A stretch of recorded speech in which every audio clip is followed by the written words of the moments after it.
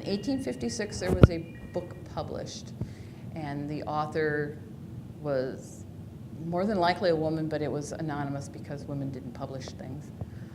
But it was entitled "Every Lady Her Own Shoemaker." And it was extolling the virtue of being thrifty and using the scraps to make the shoe, being fashionable at making something that matched, and being able to do this yourself in your own home. So at that point in time, I mean, it even came with a list of materials you needed, and you could go down to the store and get needles for so much and an awl for so much, and the thread was, and it listed the amount of money it would cost, and the needles and the awl would be reusable.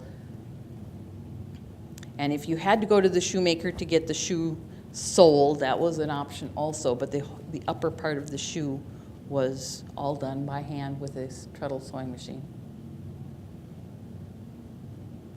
And so a woman, if she were going to a wedding or a fancy ball or some fancy outing, she made herself a new dress, and she would make herself a pair of shoes.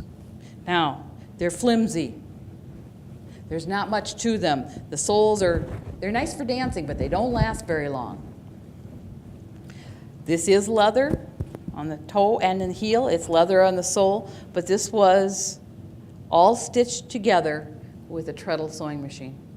This was what a woman could do in her own home with very common tools available. There is nothing fancy about this. It's very crude, in fact. If they lasted 6 weeks, you'd be doing really good. But it matches my dress. And that was the purpose. And yet the lacing goes to the inside, but they weren't meant for everyday wear. They were for dress up.